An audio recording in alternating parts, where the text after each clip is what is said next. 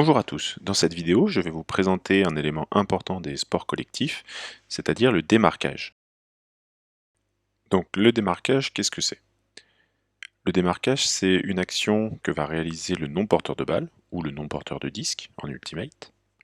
Et ce joueur, qui est donc partenaire du porteur de balle, va essayer de s'éloigner du marquage de son défenseur. Alors le marquage du défenseur, c'est le fait que le défenseur est proche du joueur, qu'il est prêt à intervenir sur lui, et donc qu'il gêne la possibilité de lui faire une passe. En se démarquant, le non-porteur de balle va ainsi proposer une solution de passe au joueur qui est porteur de balle. Cette solution de passe sera provisoire, jusqu'au moment où le défenseur va revenir près du joueur, et à ce moment-là, le non-porteur de balle ne sera plus démarqué. Donc le démarquage, c'est une solution qu'on va retrouver dans la plupart des sports collectifs. Et nous allons prendre des exemples qu'on va voir ensemble, notamment en football, en basket, en hand, ou encore en ultimate. Pour vous aider à bien comprendre le principe de base du démarquage, on va voir ensemble une petite animation. Donc dans le cas présent, nous avons ici deux joueurs de foot en bleu. Ils peuvent se faire une passe, il n'y a pas de défenseur. Donc la passe est ici facilitée. Maintenant, si nous venons rajouter un défenseur à cette situation, donc en rouge, ici, entre les deux joueurs. À ce moment-là, si le porteur de balle veut faire une passe à son partenaire, la passe va être interceptée par le défenseur. Donc pour recevoir la passe, le partenaire, donc le non-porteur de balle, va devoir se démarquer, donc faire un mouvement pour s'enlever du marquage du défenseur, et il pourra ainsi recevoir le ballon. Nous allons maintenant voir ensemble 6 conseils pour réaliser un bon démarquage. Ces conseils sont applicables par tout le monde dans les divers sports collectifs, et on peut avoir besoin de les utiliser soit tous en même temps, soit de manière isolée. Nous allons donc commencer par le premier conseil, qui sera de se désaligner. Ensuite, nous verrons que le non-porteur de balle devra essayer de sortir de la zone d'intervention. Ensuite, troisième conseil, il devra essayer de rester à distance de passe. Quatrième conseil, ce sera de se positionner si possible vers l'avant. Cinquième conseil, le non-porteur de balle devra essayer de varier les rythmes et les directions de ses courses. Et enfin, le sixième et dernier conseil, qui sera cette fois orienté à la fois pour le porteur de balle et pour le non-porteur de balle. Donc il faudra qu'ils arrivent à coordonner le démarquage du non-porteur de balle et la passe du porteur de balle pour que le joueur et le ballon arrivent au même endroit en même temps. Nous allons maintenant détailler chacun de ces points. On va commencer donc par le point numéro 1, le conseil numéro 1, donc à savoir se désaligner. Donc le principe de base du démarquage, c'est de rompre l'alignement, donc casser la ligne qui passe à la fois par les deux attaquants et par le défenseur. Donc comme on va le voir là sur la petite animation, donc les deux attaquants en rouge se retrouvent sur la même ligne que le défenseur qui est en jaune. Donc s'il y a une passe à ce moment-là, la passe va être interceptée par le défenseur. Donc l'idée, ça va être de casser cette ligne. Pour cela, il va falloir que le non-porteur de balle, donc qui est à droite sur l'animation, se déplace, se démarque pour rompre cette ligne. Et on voit ici que la ligne elle est cassée, ce n'est pas un alignement parfait. La passe peut alors avoir lieu et le ballon ne sera du coup pas intercepté par le défenseur. Nous allons maintenant voir un exemple en situation, donc sur un vrai match de basket. Donc on va voir la vidéo une première fois, puis après on l'analysera ensemble. Donc on voit ici que le joueur qui est entouré en jaune est aligné avec son partenaire, mais aussi avec deux défenseurs. Il va donc essayer de rompre cet alignement, et à partir de ce moment-là, sur leur alignement, il n'y a plus de défenseur. Donc la passe peut avoir lieu sans interception possible. Donc le joueur s'est démarqué. Le deuxième conseil pour le non-porteur de balle, ça va être de sortir de la zone d'intervention du défenseur. En effet, la zone qui est proche du défenseur, donc qui l'entoure, qui est proche de lui, est sa zone d'intervention. Quand le non-porteur de balle attend le ballon, ou le disque, il faut s'éloigner de la zone qui est proche du défenseur pour éviter qu'il puisse intervenir. On va le voir ensemble sur cette petite animation. Donc ici, les deux attaquants ne sont pas alignés avec le défenseur, il y a un léger décalage. Cependant, on voit que la ligne qui relie les deux attaquants passe dans le cercle rouge, donc dans la zone d'intervention du défenseur. Donc s'il y a une passe à ce niveau-là, la passe risque d'être interceptée par le défenseur.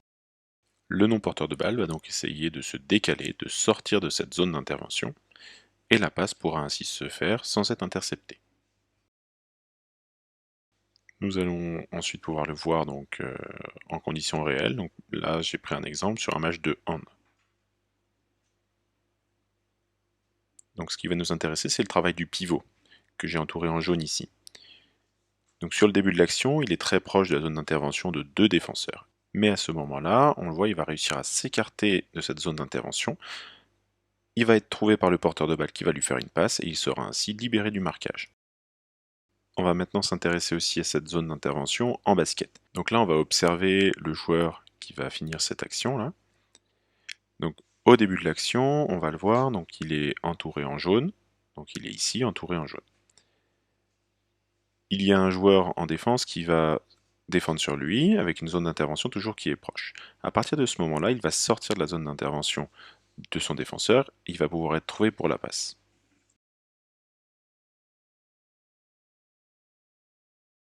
Dernier exemple maintenant, nous allons voir ça sur le foot. Donc on a ici le joueur qui va recevoir le ballon, là, en l'occurrence Paul Pogba.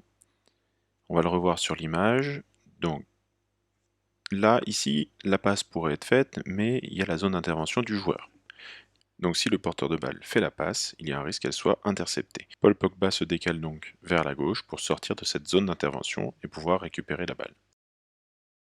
Au niveau du troisième conseil, donc ça va être se mettre à distance de passe. En effet, il va être important de rester à distance de passe, c'est-à-dire être ni trop loin ni trop près du porteur de balle. Si le non-porteur de balle est trop près, cela va densifier l'espace autour du porteur de balle en rajoutant des défenseurs supplémentaires. Donc les passes seront rendues difficiles. Et à l'inverse, si le non-porteur de balle se situe trop loin du porteur de balle, le porteur de balle n'aura peut-être pas la force nécessaire pour envoyer la balle jusqu'à son partenaire, et surtout les défenseurs auront plus de temps pour intervenir sur la balle et intercepter la passe. On va le voir ici sur la petite animation, donc là on a un partenaire qui est placé assez loin. Si le porteur de balle envoie la balle pour lui faire la passe, le défenseur a tout le temps de couper la trajectoire de la passe, même s'il n'était pas aligné, pour récupérer la balle. Donc il va falloir que le non-porteur de balle se rapproche de son partenaire pour que la passe soit faite en sécurité. Et nous allons voir cela maintenant sur un exemple, sur un match de football. Donc ici, on voit du coup que le joueur qui a fait la passe a eu un choix à faire. On va revoir les images.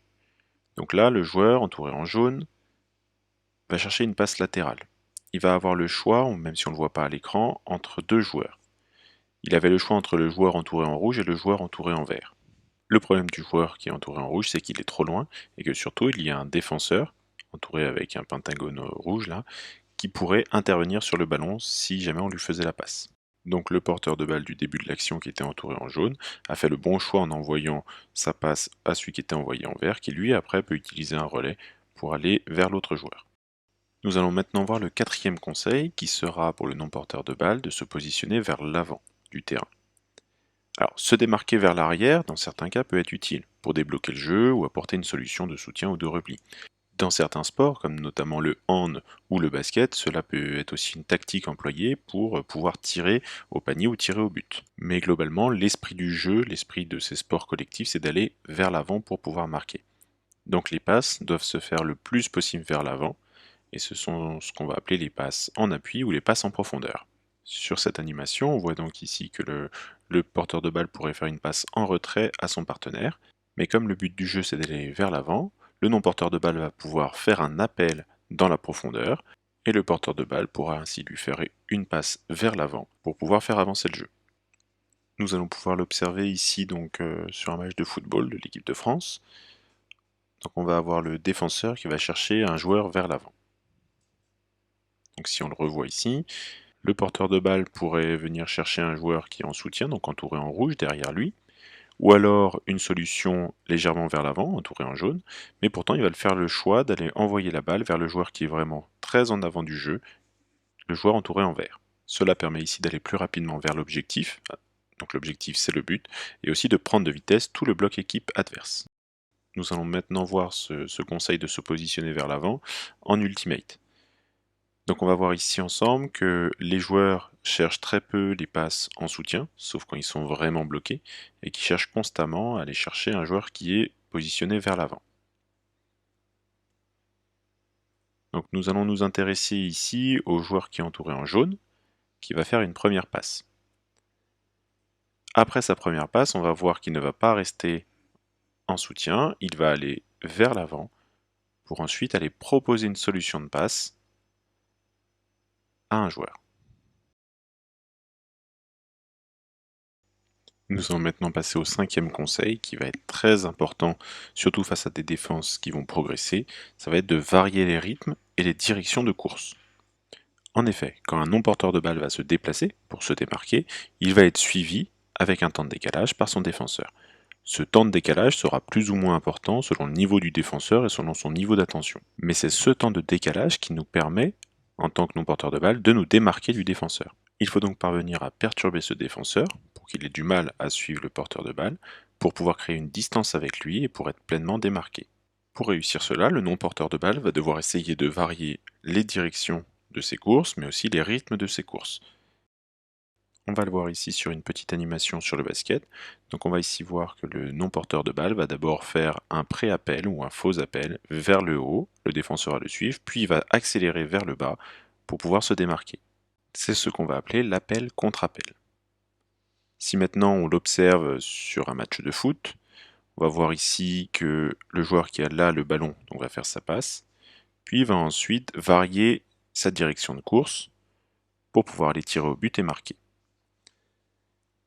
Donc ici, le joueur entouré en jaune, une fois qu'il a fait sa passe, il va décider d'aller vers la droite, puis de changer sa direction et d'accélérer en allant vers la gauche. À ce moment-là, son défenseur est trop loin et il est démarqué.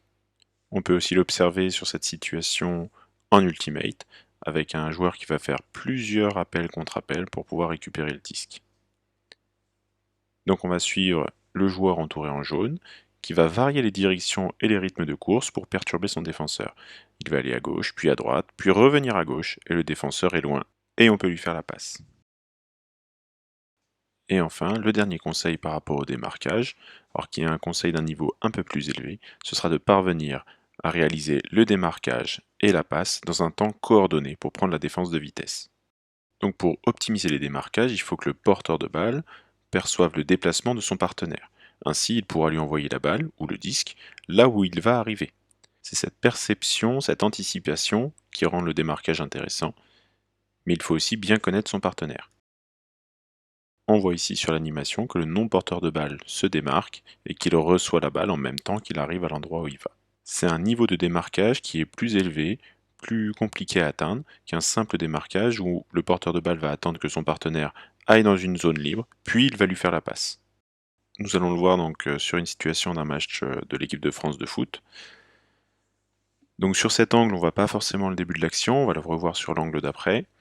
Donc en fait, ici, on a le passeur entouré en jaune, on a le joueur à destination de la balle qui est entouré en vert, et l'appel du joueur entouré en vert va déclencher la passe, et le ballon et le joueur arrivent au même endroit, ce qui prend la défense de vitesse, et ce qui amène le tir et le but. Nous allons maintenant voir cette coordination sur cette action de basket. On va retrouver ici le joueur entouré en jaune, LeBron James, et le joueur entouré en vert, avec une forte densité de défenseurs dans cette zone. L'appel du joueur en vert et la coordination de la passe du joueur en jaune prend la défense de vitesse, et le joueur peut aller facilement au panier. Et enfin, en dernier exemple, on va utiliser cette situation de match en ultimate, avec une passe bien vers l'avant, coordonnée à un appel, donc la passe du joueur en jaune avec l'appel du joueur en vert. Le disque vole bien vers l'avant et le joueur en vert peut l'intercepter pour marquer le point. Voilà, c'est la fin de cette vidéo, j'espère que tout aura été clair pour vous. N'oubliez pas de vous abonner si le contenu vous a plu pour suivre les prochaines nouveautés. À bientôt!